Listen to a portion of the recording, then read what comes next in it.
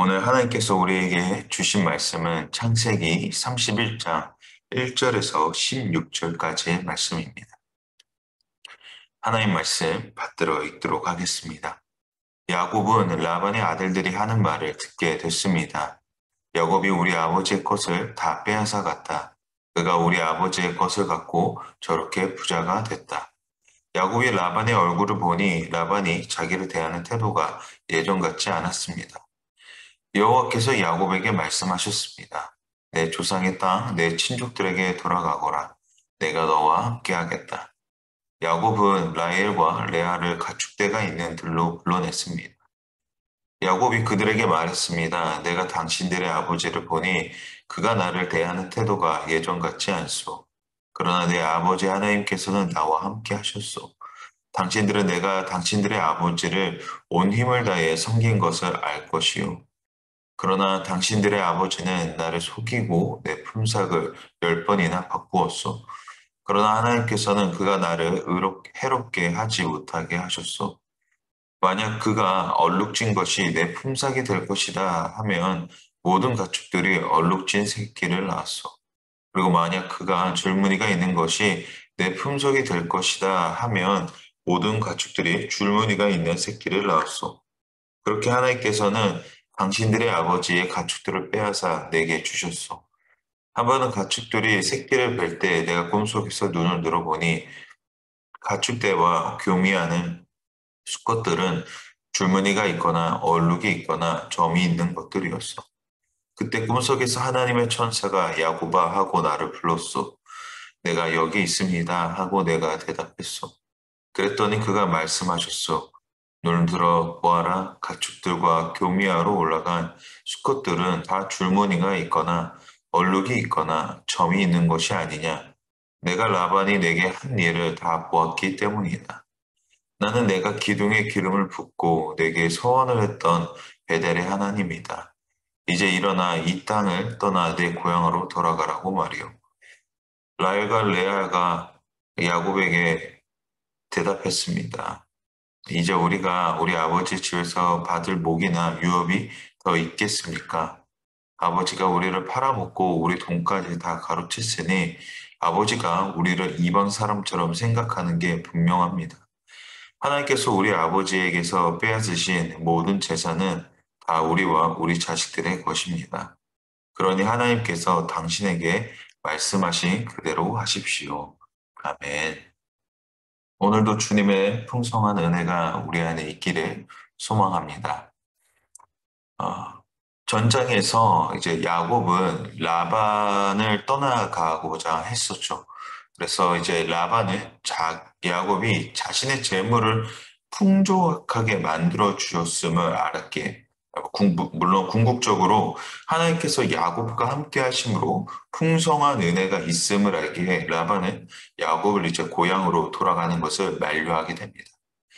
지금까지 야곱은 자신이 품삯 없이 열심히 일했음을 이제 말하게 되는 것이죠.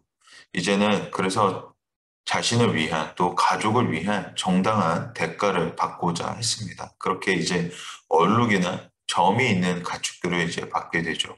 그래서 그렇게 새롭게 키운 가축들이 라반이 가진 가축의 수보다 훨씬 더 늘어나게 됩니다. 우리는 이 결과물로서 하나님께서 함께 하신 인생의 그 소유와 재물이 풍성해지는 원리가 증명이 되는 것을 보게 됩니다. 즉, 우리의 열심과 노력으로 우리의 소유가 풍성해지는 것이 아닌 하나님께서 함께 하시는 인생 가운데서 주시는 그 은혜의 풍성함이 더해진다라는 것이죠. 그렇습니다. 하나님이 함께하는 인생의 기쁨이란 어디를 가든지 하든지 전능하신 하나님께서 함께 하신다라는 것입니다. 다시 말해 눈에는 보이지 않을지라도 하나님께서 붙드신 인생은 그 목적지로 하나님께서 인도하신다라는 것이죠. 그래서 이제 말과 기수의 비교를 하게 되는 것 같습니다. 말이 이리저리 천방지축으로 이동하려고 해도 기수가 꼬린 지점까지 계속해서 인도하니 그런 모습들을 통해서 하나님께서 우리를 붙드신 인생이다라고 이제 동일하게 이야기를 할 수가 있는 것이죠. 이것이 하나님과 동행하는 자의 기쁨일 줄 믿습니다. 우리가 어디를 가든지, 우리가 청방직중으로 어디로 날뛰든지 하나님께서 함께 하시는 인생은, 하나님께서 붙들어 가시는 인생은 하나님께서 꼭 우리의 오른손을 붙잡고 계속해서 그 목적지를 향하여 나아가고 있다라는 것입니다. 그렇기에 무화과 잎이 마르고 포도나무의 열매가 없어도 우리가 기뻐할 수 있다라고 고백하는 것은, 보이지 않는 구원이 우리에게 기쁨이 될 수 있는, 기뻐할 수 있는 이유는 하나님께서 언제나 우리와 함께 하시고 오늘도 우리를 향하신 계획이 계속되어져 가고 있음을 알기에 우리가 기뻐할 수 있는 것이 아닌가 합니다. 계속해서 오늘 본문은 그렇게 부유해진 야곱을 라반의 아들들이 질투하는 장면에서 시작을 합니다. 우리 1절, 2절 함께 읽도록 하겠습니다. 야곱은 라반의 아들들이 하는 말을 듣게 됐습니다. 야곱이 우리 아버지의 것을 다 빼앗아 갔다. 그가 우리 아버지의 것을 갖고 저렇게 부자가 됐다. 야곱이 라반의 얼굴을 보니 라반이 자기를 대하는 태도가 예전 같지 않았습니다. 아들들이 말하기를 야곱이 아버지의 것을 빼앗고 부자가 되었다고 이야기를 합니다. 그런데 사실 야곱은 라반의 것을 빼앗은 것이 아니죠. 이전까지 품삯 없이 일을 했다가 이제는 자신의 삶의 터전을 찾기 위해 떠나고자 했으나 라반이 더 머물러 달라고, 더 자신을 위해서 일해 달라고 요청을 했고, 그렇기에 이제 야곱은 정당하게 본인의 품삯을 받았을 뿐인데, 그리고 이제 품삯을 받았을 뿐인데 그 모습을 보니, 이제 성공한 모습을 보니 이제 배가 아픈 그런 모습을 이제 보이게 됩니다. 야곱의 성공이, 야곱의 풍요가 하나님으로부터 옴을 라반도 알고 있었다고 전장에서 이제 이야기를 합니다.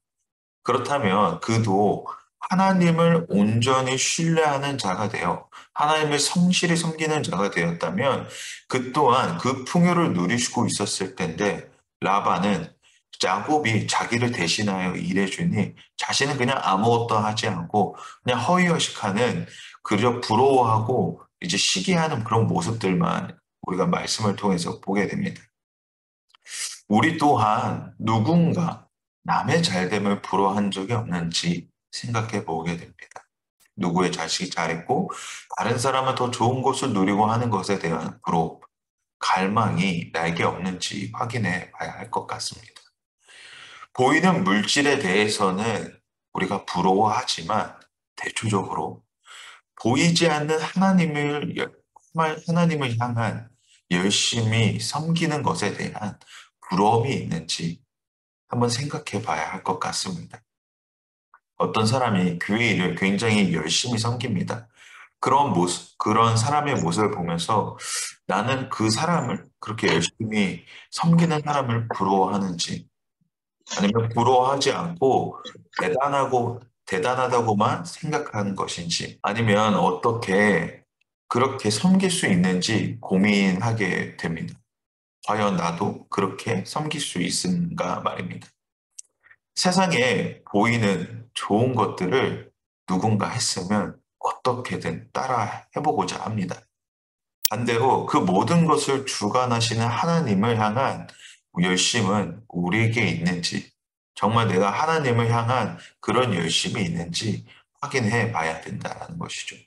우리의 건강, 재물 등등이 하나님으로부터 주어졌음을 알고 있다면 우리의 열심에 대한 기준 또한 비교하지 않을까 합니다. 오늘 라반이 야곱의 모습을 보면서 그 또한 성실했으면 변화되었을 텐데, 그가 열심히 안 하고 그저 야곱이 주는 것만 받아먹는 그런 모습은 참 우리로 하여금 반성해야 되는 모습이 되어야 되지 않나 생각이 듭니다. 야곱은 하나님의 축복하심에 큰 성공을 이룰 수 있었지만 그 자신조차 하나님 앞에 성실했습니다. 다시 말해, 주어진 상황에, 맡겨진 상황에 자신이 할 수 있는 최선의 것을 했다라는 것이죠. 하나님과 함께 하기를 우리는 소망하십니까?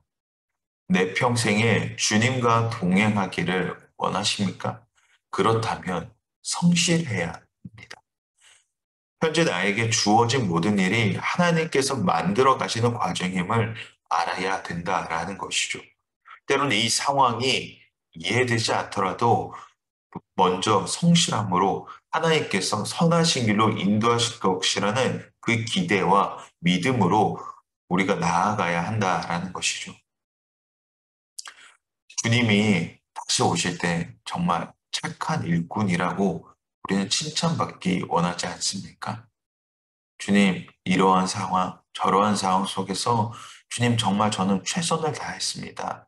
라는 고백을 우리도 해야 하지 않겠습니까? 그렇게 주님이 오셨을 때 착한 종아, 수고했다. 라는 말을 듣기 위해 우리는 오늘도 열심히 살아가고 있는 것이 아닌가 합니다. 그러므로 매일의 삶 가운데서 성실하게 살아가시기를 소망합니다. 성실은 곧 열매를 맺는 과정이 될 것입니다. 성실은 주님의 일하심을 깊이 체험하는 기쁨의 시간이 될 줄을 믿습니다. 그 은혜 가운데에, 그 성실함 가운데에 하나님을 초청하시기를 소망합니다. 하나님께서 우리와 함께 하심을 우리는 경험하게 될 것입니다. 보이지 않는 그 은혜에 우리의 삶이 있다라는 것은 보이지 않는 삶 가운데서 일하시는 하나님의 능력을 우리가 경험하였기 때문입니다. 그 일하심 속에서 하나님 오늘도 나에게 말씀하여 주시고 보이는 것에 따라 우리의 삶에 있지 않게 하시고 보이는 것을 내가 쫓아가고자 하는 열심이 있지 않게 하시고 보이지 않는 하나님의 능력이 더 크고 위대하심을 우리의 삶 가운데서 경험할 수 있게 하나님이 인도하여 주시옵소서라는 기도와 간구가 우리의 삶 가운데 매일매일 있기를 소망합니다. 계속해서 말씀 3절에서 7절까지 함께 보도록 하겠습니다. 여호와께서 야곱에게 말씀하셨습니다. 내 조상의 땅, 내 친족들에게 돌아가거라. 내가 너와 함께하겠다. 야곱은 라헬과 레아를 가축대가 있는 들로 불러냈습니다. 야곱이 그들에게 말했습니다. 내가 당신들의 아버지를 보니 그가 나를 대하는 태도가 예전 같지 않소. 그러나 내 아버지의 하나님께서 나와 함께 하셨소. 당신들은 내가 당신들의 아버지를 온 힘을 다해 섬긴 것을 알 것이요. 그러나 당신들의 아버지는 나를 속이고 내 품삯을 10번이나 바꾸었소. 그러나 하나님께서는 그가 나를 해롭게 하지 못하게 하셨소. 하나님께서는 이제 야곱에게 나타나십니다. 그리고 내 고향 땅으로 돌아가라고 말씀을 하시죠. 베델 사건 이후에 하나님께서는 20년 만에 야곱에게 찾아오시고 고향집으로 돌아가라고 말씀하십니다. 그리고 그 돌아가는 여정 가운데도 하나님이 너와 함께 하신다라고 말씀하십니다. 이 말씀을 하나님께서 하셨을 때는 야곱은 회상에 접어들었을 것 같습니다. 베델에 있을 때는 혼자 외롭게 라반의 집으로 향하고 있었을 텐데, 이제는 돌아갈 때가 되니 혼자가 아닌 수많은 가축과 또 가족과 함께 이동을 하게 됩니다. 하나님이 함께 하신다는 것은 이와 같은 기쁨이 있다라는 것입니다. 죽을 수밖에 없는 우리의 인생 가운데 찾아오시고 아무런 것도 요구하지 않으시고 그저 자녀라 칭하여 주시고 구원하시겠다라는 그 은혜의 자리에 우리를 초청해 주셨다라는 것입니다. 우리는 그 은혜에 어떠한 대답을 하고 있습니까? 하나님께서는 우리에게 물질이나 시간을 요구하시는 것이 아닙니다. 하나님을 향한 성실, 나에게 허락하신 이 날을 감사하며 열심히 살아가는 것을, 최선을 다하며 살아가는 것을 요구하고 계신다는 것입니다. 더 감사한 것은 이 성실함 가운데 함께 하신다라는 것입니다.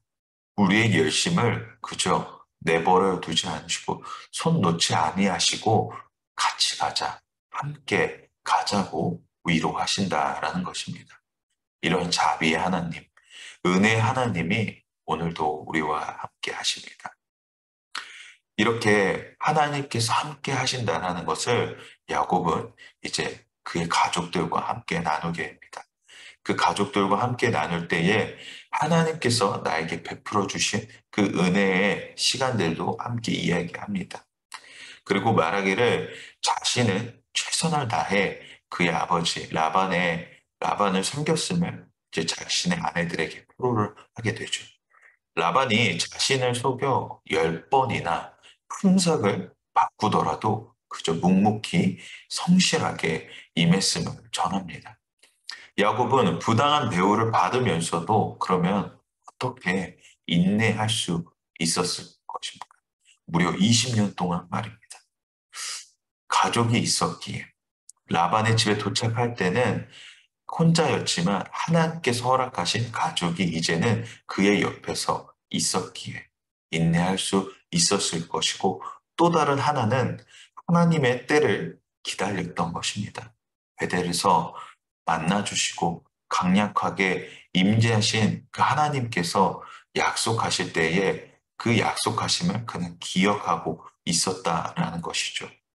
무려 20년이라는 시간이 흘렀음에도 불구하고 그때 만났던 하나님의 은혜를 그 체험을 그는 소중히 간직하고 있었다라는 것이죠. 특별히 자신의 아버지와 할아버지를 통해 일하셨던 그 하나님의 인도하심을 그 들었던 야곱은 그렇게 하나님께서 일하실 것을 기대하며 그 시간을 인내할 수 있었던 것입니다. 또한 그가 그의 모습을, 야곱의 모습을 보게 되면 하나님 말씀에 즉각적으로 반응했음을 보게 됩니다. 그렇다는 것은 또 하나님의 때를 간절히 기다리고 소망했다라는 것을 볼 수 있는 것이죠. 이와 같이 우리도 하나님의 때를 기다리는 습관이 필요합니다. 이 습관은 어떻게 생기는 것입니까? 하나님을 아는 지식에서 생깁니다. 야곱에게는 그의 아버지, 할아버지에게 들었던 하나님의 일하심을 들었던 것처럼 이와 같이 하나님을 아는 지식이 우리에게도 필요할 줄 믿습니다. 다시 말해, 말씀을 통해, 우리에게 주어진 그 말씀을 통해, 성경을 통해 하나님의 때를 기다리고 소망할 수 있다라는 것이죠. 왜냐하면 하나님은 자신의 뜻을 성경을 통해 알리시고 말씀하고 계시기 때문입니다. 다시 말해, 성경이 단순히 책이 아닌 것은 하나님께서 살아 역사하시는 그 말씀을 통해서 우리에게 말씀하고 계신다라는 것이죠. 과거의 사건이 아닌 오늘도 동일하게 이 말씀을 통하여서 우리에게 말씀하시는 그 은혜가 있다라는 것이죠. 말씀이 우리에게 늘 새로운 이유가 무엇입니까? 같은 곳을 읽어도 매번 동일한 곳을 읽어도 늘 새로운 이유는 말씀이 살아 역사하시기 때문에 우리의 심령에 박혀 하나님의 일하심을 경험케 하기 때문입니다. 말씀을 통하여 하나님께서 나와 만나 주시는 그 은혜를 우리가 경험하기 때문입니다. 그렇습니다. 하나님은 오늘도 우리에게 말씀을 통하여 우리에게 일하고 계심을 보게 됩니다. 강력하게 그분의 뜻을 우리에게 말씀하시고자 합니다. 그러나 우리가 듣지 않기에, 보지 않기에 알 수 없는 것입니다. 그러므로 하나님을 우리의 인생에 매일 강력하게 체험하기를 소망하십니까? 주님을 더욱 알기를, 주님을 내 마음의 소망으로 두기를 원하십니까? 그렇다면 말씀을 붙잡기를 소망합니다. 말씀을 내 안에 간직하시기를 소망합니다. 하나님께서는 오늘도 우리에게 말씀을 통하여 알게 하시고 깨닫게 하실 것입니다. 그 은혜의 풍성함에 따라서 하나님께서 오늘도 우리에게 그 말씀을 통하여 알려주실 때에 우리가 그 말씀 가운데서 임하시는 하나님의 그 은혜를 굳게 붙잡고 나아가기 원합니다. 그러나 우리가 하나 주의해야 될 것은 하나님의 말씀을 우리가 받들어 읽어 나아갈 때에 나의 관점으로 읽으면 안 된다라는 것입니다. 나의 관점으로 읽게 되면 어떻게 됩니까? 이 부분에 있어서 왜 하나님은 이렇게 일하시는가 하는 의구심이 먼저 생겨납니다. 그렇기에 우리는 하나님의 말씀을 읽어 나아갈 때 하나님의 관점으로 하나님께서 오늘 나에게 무엇을 말씀하시고자 하는 그 은혜의 관점으로 바라봐야 될 것을 우리가 기억해야 됩니다. 그렇게 하나님을 향한 열심, 하나님을 알고자 하는 그런 찬양하고자 하는 하나님을 알고자 하는 그 지식을 우리가 원할 때 하나님은 오늘도 우리에게 말씀해 주실 것을 우리가 기대하며 나아가기 원합니다. 오늘 하나님을 향한 최선을, 하나님을 향한 그 열심이, 그 성실이 오늘도 우리 안에 있기를 소망합니다. 오늘도 우리와 함께 하시는 하나님께서 넉넉한 위로와 평안을 오늘도 우리에게 허락하여 주실 것을 기대하며 나아가는 우리 모두가 되기를 소망하고 축복합니다. 우리 함께 이 시간 기도하기 원합니다.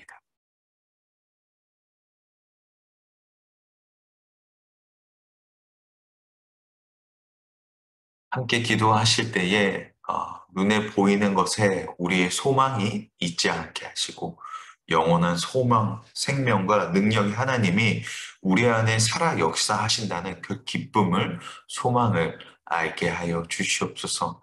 매일의 성실함이 우리의 능력이 되므로 믿음의 여정을 더욱 깊이 이해하며 나아가는 우리 모두가 되게 하여 주시옵소서라고 우리 함께 이 시간 기도하며 나아가도록 하겠습니다.